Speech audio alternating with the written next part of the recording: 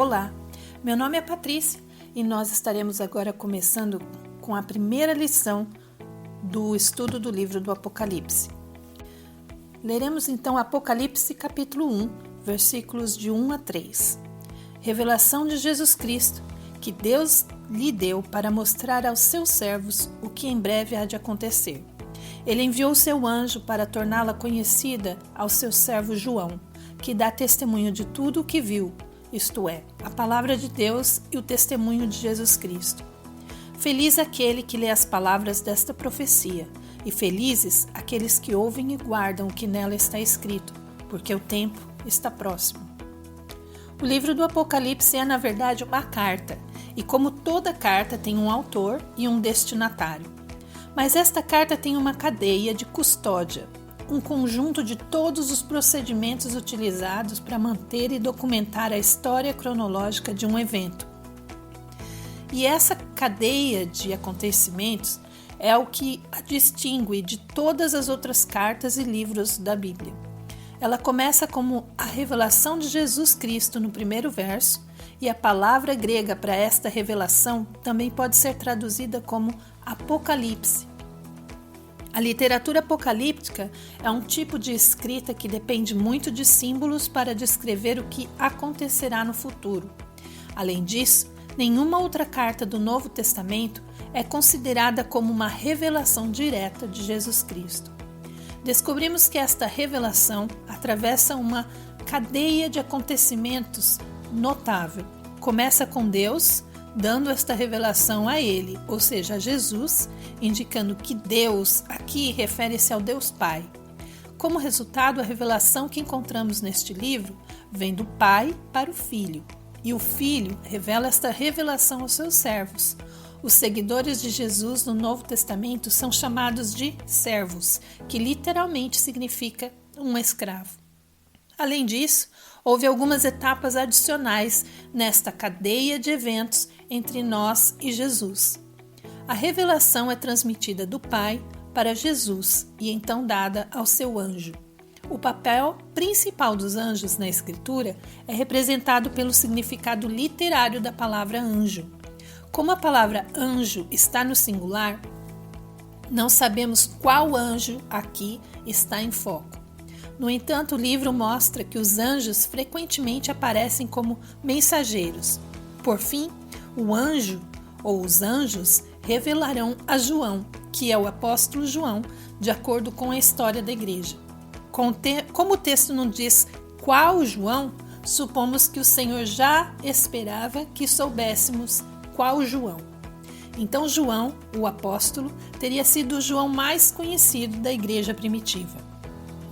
Por que motivo essa cadeia de eventos é tão particular e complexa? Para fortalecer nossa confiança no conteúdo excepcional da carta.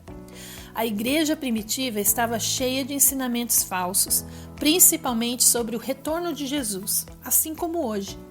A igreja esperava um retorno rápido após a sua partida desse mundo. Muitas pessoas falavam sobre esse retorno. Alguns afirmavam que já tinha acontecido ou estava prestes a acontecer, enquanto outros afirmavam que nunca aconteceria. Assim, temos a explicação completa do seu retorno, bem como de tudo o que ocorrerá antes desse momento. E temos a cadeia de acontecimentos, de eventos, para validar o conteúdo para que a igreja aceite este testemunho como verdadeiro. E sabemos que João o recebeu com precisão, porque veio do anjo de Jesus, que recebeu do próprio Jesus, que recebeu do próprio Pai. No verso seguinte, podemos ver que Jesus mostra esta revelação aos seus servos. E o termo mostrar no texto significa que os detalhes dos eventos são mostrados a João diretamente, em vez de serem explicados verbalmente. Além disso, no verso 3, João afirma que esta carta é sua referência a tudo o que ele viu. Este é um detalhe intrigante, pois indica que os eventos não são descritos, eles só são mostrados. E esta é uma das razões pelas quais este livro causa tanta confusão. Os detalhes desta carta foram transmitidos de forma visual, e é por isso que lemos Jesus mostrar e João diz que viu. João descreveu as visões que foram a ele mostradas. Ele tem que expressar o que vê, embora às vezes não possa entender as imagens. E na maior parte do tempo, ele não tentou entender as imagens. Ele apenas nos disse o que viu e deixou o Espírito Santo interpretar.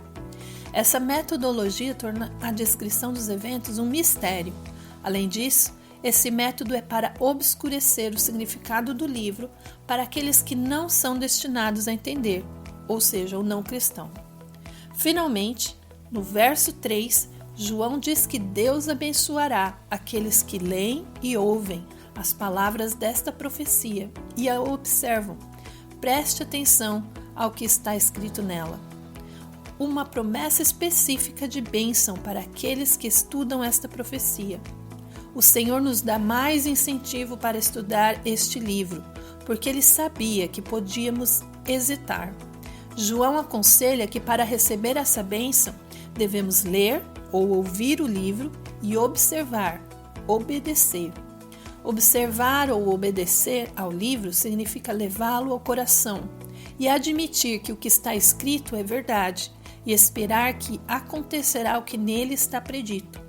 Toda a Escritura foi inspirada e escrita para mudar o nosso coração. Lembrando que coração é a nossa mente, nossas emoções, nossas vontades. O estudo deste maravilhoso livro, que é a Bíblia, não é só informativo, mas formativo. Formar Jesus dentro de nós, em nossos pensamentos, em nossa maneira de falar e de viver. Observe, no entanto, o que João não diz. Ele não afirma que para ser abençoado precisamos entender o livro. A bênção é igual para todos, apesar de nossas diferentes interpretações do livro. Basta mergulhar nele, ler e aceitá-lo como verdadeiro, como toda a Escritura. Embora a bênção não seja especificada, não subestime o significado de dizer que o Deus do céu nos abençoará. Deus fez algo além das expectativas quando afirmou que abençoaria Abraão. E o objetivo dessa bênção é despertar nosso interesse em estudar esta obra, por isso devemos desejá-la. Apocalipse capítulo 1, versos 4 a 8. João, às 7 igrejas da província da Ásia, a vocês, graça e paz da parte daquele que é, que era e que há de vir, dos 7 Espíritos que estão diante do seu trono, e de Jesus Cristo, que é a testemunha fiel, o primogênito dentre os mortos e o soberano dos reis da terra. Ele que nos ama e nos libertou dos nossos pecados por meio do seu sangue, e nos constituiu reino e sacerdotes para servir a seu Deus e Pai. A ele sejam glória e poder para todos sempre. Amém. Eis que ele vem com as nuvens, e todo o olho verá, até mesmo aqueles que o traspassaram, e todos os povos da terra se lamentarão por causa dele. Assim será. Amém. Eu sou o Alfa e o Ômega, diz o Senhor Deus, o que é, o que era e o que há de vir, o Todo-Poderoso. Como dissemos aqui anteriormente, o apóstolo João é o autor humano da carta. No entanto, ele funciona como um secretário, anotando as palavras de Jesus e enviando-as para as igrejas. No 4º verso, ele afirma que está escrevendo para 7 igrejas na Ásia. E os capítulos 2 e 3 de Apocalipse tornam a referência às 7 igrejas asiáticas mais compreensível. No entanto, podemos começar a entendê-lo agora, observando o uso do número 7. Como os números são importantes no livro do Apocalipse, precisamos entender como eles são usados na Bíblia. Não estamos discutindo aqui um código bíblico ou qualquer outro tipo de manipulação mística do texto. Simplesmente estamos falando de observação atenta, observando como o Senhor usa um número específico. Por exemplo, na Bíblia, o Senhor frequentemente usa o número 7 e vemos como o Senhor usa um número em particular. O número 7 representa um resultado perfeitamente completo. Você pode pensar no número 7 na Bíblia como uma maneira de dizer 100%, assim como o número 100% representa o todo para nós. João diz que esta carta é dirigida a 7 igrejas, mas sabemos que existiam muito mais comunidades cristãs no mundo daquela época do que 7. E o Senhor certamente não estava apenas interessado em se comunicar com essas 7 comunidades, com estas 7 igrejas. Ao longo dos tempos, Jesus estava falando para toda a igreja ao longo da história. Assim, ele selecionou 7 igrejas para receber esta carta, representando assim toda a igreja. No entanto, essas 7 igrejas específicas também eram significativas e os próximos 2 capítulos explicarão o motivo. Vamos observar então a saudação de João de cada um dos 3 membros da Trindade, começando pelo Pai, que é, era e há de vir. Isso diz respeito à existência eterna de Deus, que foi, é e será para sempre. Não importa quão horríveis sejam os eventos relatados neste livro, eles são apenas instantes na história. E se o Deus que adoramos é eterno e permanece consistente em todos os momentos, podemos entender que coisas horríveis devem preceder coisas significativas. Observe que ele repete essa declaração no verso 8, enfatizando que não devemos nos deixar levar pelo medo ou pela preocupação com o que iremos ler. Os 7 espíritos sentados ao lado do trono de Deus. Sabemos que o Espírito de Deus é único e o número 7 simboliza 100%. Falaremos mais sobre este 100% do Espírito quando chegarmos ao capítulo 4.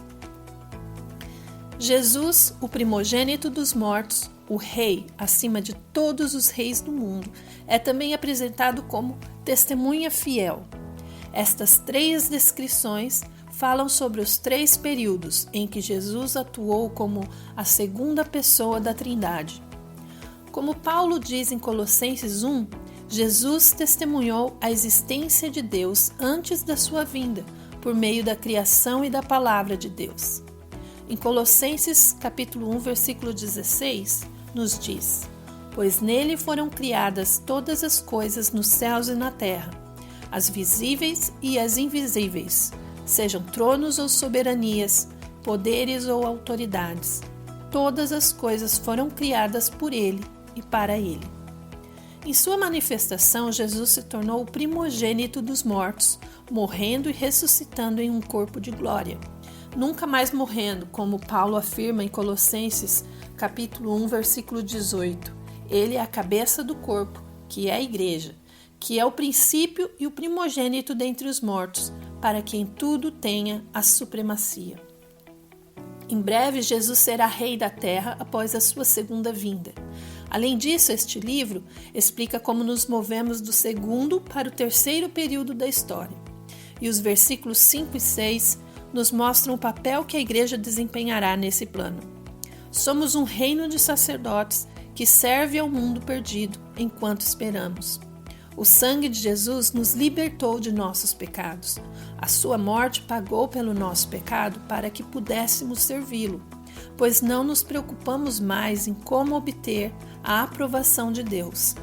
Em vez disso, agora o servimos como sacerdotes do futuro reino. Os sacerdotes funcionam como intermediários entre Deus e as pessoas.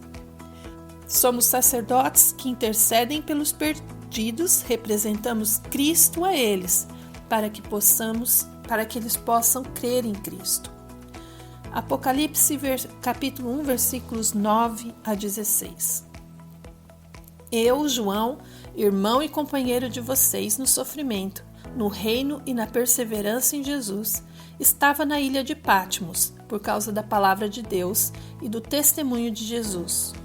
No dia do Senhor, achei-me no Espírito e ouvi por trás de mim uma voz forte, como de trombeta, que dizia: escreva num livro o que você vê, e envie a estas 7 igrejas: Éfeso, Esmirna, Pérgamo, Tiatira, Sardes, Filadélfia e Laodiceia. Voltei-me para ver quem falava comigo. Voltando-me, vi 7 candelabros de ouro, e entre os candelabros alguém semelhante a um filho de homem, com uma veste que chegava aos seus pés e um cinturão de ouro ao redor do peito. Sua cabeça e seus cabelos eram brancos como a lã, tão brancos quanto a neve, e seus olhos eram como chama de fogo. Seus pés eram como bronze numa fornalha ardente, e sua voz como o som de muitas águas. Tinha na sua mão direita 7 estrelas, e da sua boca saía uma espada afiada de 2 gumes. Sua face era como o sol quando brilha em todo o seu fulgor. O João desta carta era muito bem conhecido na época pelos leitores. Sabemos disso porque João é chamado de seu irmão e companheiro nas experiências da igreja primitiva. Se este escritor tivesse sido outro que não o João, o apóstolo, ele certamente teria sido mais preciso na sua descrição. Mas simplesmente dizer João, seu irmão, significa apenas o apóstolo João. Além disso, João diz que, por testemunhar sua fé em Jesus, ele foi preso em Patmos, uma ilha do Mediterrâneo. Esse detalhe é consistente com uma tradição da Igreja Antiga que narra a expulsão de João para esta ilha pelos romanos. João ministrou em Éfeso, na igreja de Éfeso, perto da ilha de Patmos. Portanto, todas as evidências aqui indicam que este é o apóstolo João, e os fundadores da igreja disseram que esta carta foi escrita muito tarde no 1º século. É provável que tenha sido escrita tão tarde quanto em 95 d.C., o que significa que foi a última obra da Bíblia em termos cronológicos. Por causa do seu lugar na mesa da última ceia da Páscoa, sabemos pelos evangelhos que João provavelmente era o discípulo mais jovem. Isso indica que João provavelmente estava nas décadas de 80, 90 anos quando ele escreveu o livro do Apocalipse. Após a morte de Domiciano, João foi liberado da ilha de Patmos e autorizado para retornar à cidade de Éfeso, de acordo com os primeiros pais da igreja. Se isso for verdade, supomos que ele entregou esta carta à igreja após a sua volta ao continente. E João afirma que estava no Espírito no dia do Senhor. A frase dia do Senhor é escrita no grego como um adjetivo, como um dia maravilhoso, surpreendente. Portanto, ao combinar no Espírito com um dia surpreendente, parece que João estava passando por um dia particularmente preenchido com orações ou alguma coisa semelhante. E com esta atitude de oração e entrega ao Espírito, que ele recebe um visitante especial. E tudo começa com uma voz que parece uma trombeta.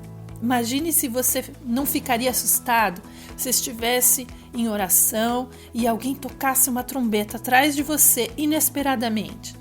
Mas João compreendeu o que a trombeta disse, e as primeiras palavras que João ouviu foram instruções para escrever. João ouve que ele deve escrever um livro sobre o que ele vê e então enviar às 7 igrejas. Note que ele registra o que vê e o encaminha para as 7 igrejas determinadas, e não apenas para 1 ou 2. Todas as 7 igrejas mencionadas aqui estão localizadas na Ásia Menor, que seria hoje a Turquia, mas os próximos capítulos nós abordaremos cada uma destas cartas em detalhes. Só agora João tem a oportunidade de examinar de onde vem essa voz. Após aquela explosão de trombeta, ele deve ter levado alguns segundos para se recuperar e entender o que estava realmente acontecendo. Após isso, a sua tarefa de relatar o que vê começa com uma visão notável da pessoa que está falando com ele. E João vê primeiro os 7 candelabros. Embora os candelabros não sejam descritos em detalhes, devemos considerar um menorá quando a Bíblia menciona um candelabro sem muitos detalhes. O único tipo de candelabro encontrado na Bíblia é aquele candelabro de 7 braços que Deus instruiu Israel a construir para o tabernáculo. Portanto, devemos assumir, se a Bíblia menciona candelabro, é esse o candelabro que se trata. E há 7 deles, que também é o número ideal e completo. Mas o que estes candelabros representam? Lembra da regra de interpretação dos símbolos? Onde devemos começar a procurar? No contexto imediato. Assim, antes de procurar em outro lugar, vamos esperar para ver se encontramos a resposta um pouco mais adiante. Uma figura está de pé no meio dos candelabros e é evidente que ele é o centro da atenção.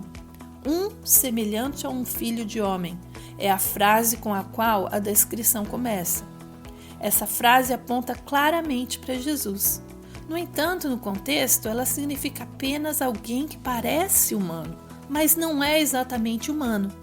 Além disso, a figura parece inicialmente muito humana, com uma túnica que chega até os pés e um cinto que cobre a cintura. Esses detalhes fazem lembrar de um líder, como um sacerdote ou rei. E, no entanto, à medida que chegamos à descrição das características da pessoa, o semelhante, que não é exatamente, fica mais evidente. E o seu cabelo é branco como neve e lã, e seus olhos brilham como chamas de fogo. Além disso, a descrição diz que seus pés eram vermelhos e brilhantes, como bronze incandescente em um forno. E a sua voz era semelhante ao som de uma grande torrente de águas correndo sobre uma cachoeira ou em um cânion. Além disso, a figura está com uma espada de 2 gumes na boca, segurando 7 estrelas em uma das mãos.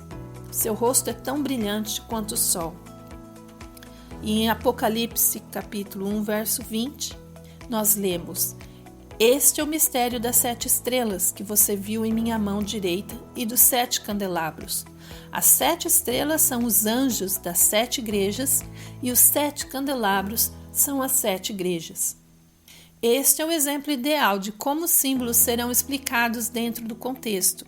Os anjos das 7 igrejas são representados pelas 7 estrelas e os candelabros representam cada uma das 7 igrejas. O escritor de Hebreus nos diz, no capítulo 1, versículo 14, os anjos não são todos eles espíritos ministradores enviados para servir aqueles que hão de herdar a salvação? A imagem aqui é fácil de entender, porque sabemos que 7 significa 100%. Todos os anjos que trabalham na igreja sob o controle de Jesus são representados pelas estrelas. E um candelabro simboliza a luz e a verdade, alcançando a escuridão. Essa é sem dúvida a missão de toda a igreja, bem como de cada crente individualmente. Precisamos ser a luz do mundo, e a luz da verdade vem de dentro de nós. Portanto, Jesus anda no meio de sua igreja, demonstrando a sua autoridade como chefe e líder do céu. E os detalhes da aparência de Jesus? O que significam esses detalhes quando não há uma explicação imediata? Voltamos então na Bíblia para encontrar outros exemplos para explicar isso, e conforme as nossas regras exigem. Como, por exemplo, encontramos essa descrição em Daniel. Daniel capítulo 7, versículo 9. Enquanto eu olhava, tronos foram postos no lugar e um ancião se assentou. Sua veste era branca como a neve, o cabelo era branco como a lã, e o seu trono ardia em fogo e as rodas do trono estavam todas incandescentes. Daniel capítulo 10, versículos de 4 a 6. No 24º dia do 1º mês, estava eu de pé junto à margem do grande rio, o Tigre. Olhei para cima e diante de mim estava um homem vestido de linho, com um cinto de ouro puríssimo na cintura. Seu corpo era como berilo, pedra preciosa, o rosto como relâmpago, os olhos como tochas acesas e os braços e pernas como reflexo do bronze polido. E a sua voz era como o som de uma multidão. É evidente que a descrição de João e Daniel se coincidem. Após isso, encontramos vários desses detalhes reunidos para nós e explicados por Isaías. Isaías capítulo 11, versículos de 1 a 5. Um ramo surgirá do tronco de Jessé, e das suas raízes brotará um renovo.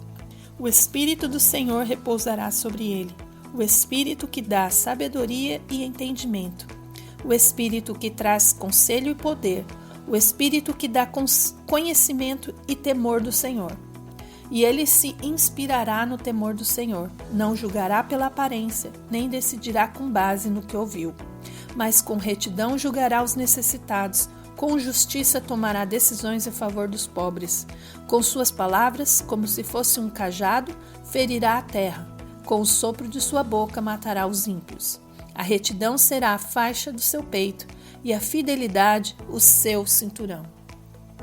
É óbvio que a passagem descreve Jesus, o rebento, o broto, o renovo de Jessé, e o Espírito repousará sobre Jesus. No entanto, observe que o nome do Espírito é usado 7 vezes. Além disso, lembramos que os 7 Espíritos de Deus já foram mencionados aqui anteriormente no trecho do livro de Apocalipse 1. Jesus é capaz de julgar e entender o que é certo e verdadeiro com base em seus olhos, não nos seus ouvidos. O verdadeiro discernimento depende do conhecimento direto, obtido por meio da investigação e do conhecimento da verdade. Como os rumores e a fofoca são enganosos, julgamentos justos não podem se basear apenas no que é dito. E Jesus ferirá a terra com uma vara de sua boca, ou seja, pelo que sai da sua boca. Ele matará os ímpios. E sua justiça e fidelidade são retratadas aqui por um cinto em torno da sua cintura, envolvendo-o. Vamos ver o que nos diz no livro de Salmos, capítulo 93, versos 1 a 4. O Senhor reina, vestiu-se de majestade vestiu-se o Senhor e armou-se de poder. O mundo está firme e não se abalará. O seu trono está firme desde a antiguidade. Tu existes desde a eternidade. As águas se levantaram, Senhor, as águas levantaram a voz. As águas levantaram seu bramido. Mais poderoso do que o estrondo das águas impetuosas, mais poderoso do que as ondas do mar, é o Senhor nas alturas. O som de muitas águas simboliza a força e o poder incomparáveis de Deus, que opera por meio da sua palavra. Como o universo só pode existir com a palavra de Deus, ele é claramente o poder supremo. Então, reunindo tudo isso, o que a aparência de Jesus diz a João e para nós hoje? Que Jesus brilha de branco, representando a virtude e a santidade. A sua faixa e túnica simbolizam a sua devoção e o seu papel como sacerdote e rei. Seus olhos de fogo representam clareza profunda. Seus olhos brilham como o sol, simbolizando a luz da verdade e a sua pureza santa. Como o fogo testa a qualidade dos metais, os seus pés brilhantes de bronze simbolizam o julgamento, também representando a sua ira contra o pecado. Como resultado, encontramos Cristo aparecendo a João, que é uma analogia com a aparição de Deus em outros lugares da Bíblia. Não é surpresa que os detalhes nos lembrem das características de Deus. No entanto, a resposta de João a isso é o aspecto mais impressionante da aparência de Jesus. Apocalipse, capítulo 1, versículo 17, nos diz: Quando o vi, caí aos seus pés como morto. Então ele colocou sua mão direita sobre mim e disse: Não tenha medo, eu sou o primeiro e o último. João diz que, quando teve essa visão, caiu aos pés de Jesus como se fosse um homem morto. Cair como um homem morto é como ficar petrificado de medo, totalmente imobilizado e sem vida. Aqueles que estiveram na presença de Deus geralmente reagiram assim. Josué nos diz no capítulo 5, 13 a 14. Estando Josué já perto de Jericó, olhou para cima e viu um homem de pé, empunhando uma espada. Aproximou-se dele e perguntou-lhe: Você é por nós ou por nossos inimigos? Nem uma coisa nem outra, respondeu ele. Venho na qualidade de comandante do exército do Senhor. Então Josué prostrou-se, rosto em terra, em sinal de respeito, e lhe perguntou: que mensagem o meu senhor tem para o seu servo? Ezequiel, capítulo 1, versículo 28 nos diz: tal como a aparência do arco-íris nas nuvens de um dia chuvoso, assim era o resplendor ao seu redor. Essa era a aparência da figura da glória do Senhor. Quando a vi, prostrei-me com o rosto em terra e ouvi a voz de alguém falando. Daniel, capítulo 8, versículo 15 e 17 nos diz: enquanto eu, Daniel, observava a visão e tentava entendê-la, diante de mim apareceu um ser que parecia homem. Quando ele se aproximou de mim, fiquei aterrorizado e caí prostrado. E ele me disse: filho do homem, saiba que a visão refere-se aos tempos do fim. Sabemos que João esteve com Jesus por 3 anos. E como João diz em seu evangelho, eles tinham um relacionamento muito próximo. Podemos pensar que um reencontro de João e Jesus teria sido um momento de alegria, ainda mais depois de mais ou menos 60 anos sem ver o Mestre. Em vez disso, João está aterrorizado, o que indica que a aparição de Jesus durante o tempo dos evangelhos ocorreu durante um único período da história. Já vimos que Jesus aparecia da mesma maneira que João descreve aqui no Apocalipse antes da sua encarnação, causando terror à humanidade. E esta visão nos diz que Jesus agora pode ser visto em sua glória novamente. Portanto, o período em que Jesus viveu como um homem comum na terra foi uma época em que ele fez aparições de maneira incrivelmente humilde, como Paulo nos diz lá na carta aos Filipenses, capítulo 2, versículos de 5 a 9. Seja a atitude de vocês a mesma de Cristo Jesus, que, embora sendo Deus, não considerou que o ser igual a Deus era algo a que devia apegar-se, mas esvaziou-se a si mesmo, vindo a ser servo, tornando-se semelhante aos homens, e sendo encontrado em forma humana, humilhou-se a si mesmo e foi obediente até a morte e morte de cruz. Por isso Deus o exaltou à mais alta posição e lhe deu o nome que está acima de todo nome. É fácil pensar que a maneira como Jesus apareceu na primeira vinda é a maneira como o conheceremos também quando o vermos. O primeiro capítulo do Apocalipse foi destinado a nos lembrar que o Criador eterno existe em uma forma glorificada, e é assim que o conheceremos. Jesus deve ser adorado e reconhecido por quem ele é, e até mesmo alguém como João, que havia testemunhado a sua presença antes, sentiu a impressionante presença de Deus e caiu prostrado.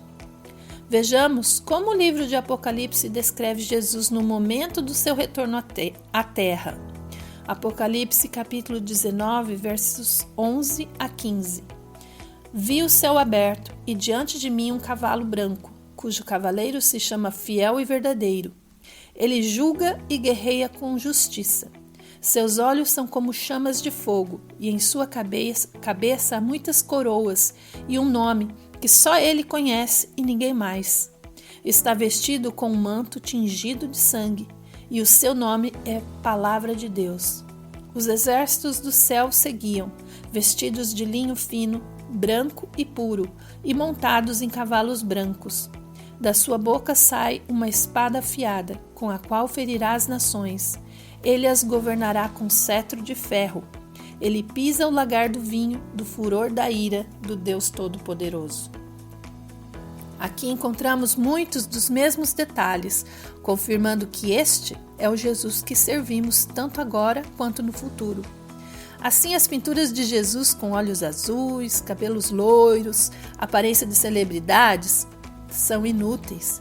Jesus é muito mais do que você pode imaginar, e isso é uma visão terrível e impressionante ao mesmo tempo.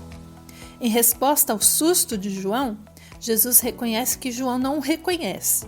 Após dizer para não ter medo, Jesus fala sobre si mesmo. Ele afirma ser o primeiro, o último e o que vive para sempre.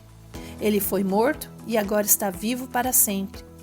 Em outras palavras, Jesus se descreve por suas características eternas, em vez das suas qualidades temporais, como a sua identidade encarnada aqui na Terra. Ele era Deus antes de se tornar homem e continuou sendo Deus mesmo depois de morrer e ressuscitar. De acordo com o que está escrito em Apocalipse 19:12, seu nome terreno, Jesus, Yeshua, não será o seu nome eterno. Vamos concluir este capítulo examinando a tarefa que João recebe de Jesus, no versículo 19 do capítulo 1. Escreva, pois, as coisas que você viu, tanto as presentes como as que estão por vir.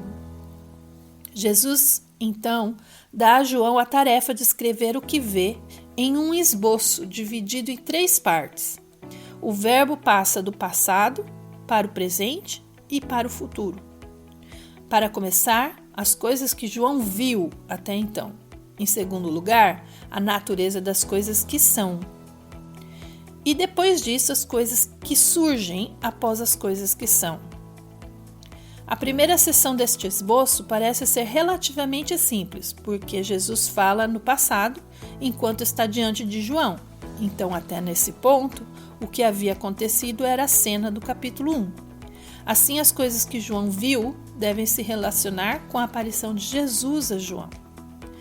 Se você entendeu o capítulo 1 de Apocalipse, pode se considerar feliz, porque já concluiu e entendeu 1/3 do livro do Apocalipse. Assim, as coisas que são, ou as coisas presentes, tanto as presentes, devem ser descritas no livro. No entanto, isso não implicaria que as coisas que são seria história passada para nós, hoje, 2000 anos depois? Não seriam as coisas que eram para nós, nos dias de hoje? O terceiro tópico do esboço de Jesus é as coisas que vêm após as coisas que são. No versículo 1 diz, as coisas que estão por vir. Podemos dividir então o livro em 3 partes. Se pudéssemos descobrir onde essas partes começarão na carta de João. Como resultado, sabemos que o primeiro capítulo descreve as coisas que João viu. O segundo capítulo deve começar com as coisas que são agora. E se folhearmos o livro do Apocalipse, encontraremos uma frase reveladora. Capítulo 4, versículo 1. Depois dessas coisas, olhei. E o 4º capítulo começa claramente com a frase depois destas coisas. Isso indica claramente que a terceira parte final da carta começa aqui. Então significa que a segunda parte do esboço de Jesus dado a João está no meio, capítulos 2 e 3 do livro de Apocalipse. A unicidade desses 2 capítulos reforça essa conclusão, porque são 7 cartas dirigidas às 7 igrejas mencionadas anteriormente, que podem ser encontradas nesses 2 capítulos, 2 e 3 de Apocalipse. A história também muda drasticamente após o capítulo 3 e começa a abordar as coisas incríveis no céu e coisas terríveis na terra. A conclusão desse esquema em 3 capítulos corresponde ao seguinte: o capítulo 1 conta as coisas que João viu, os capítulos 2 e 3 contam as coisas que são, as coisas presentes, e os capítulos 4 a 22 contam o que acontece após as coisas que são. Temos ainda um mistério a resolver sobre como as cartas de igrejas de 2000 anos de idade podem ser as coisas que são. Assim, no próximo capítulo, estudaremos a segunda parte e entenderemos por que essas cartas representam as coisas que são ou as coisas presentes. Um grande abraço. Até a próxima.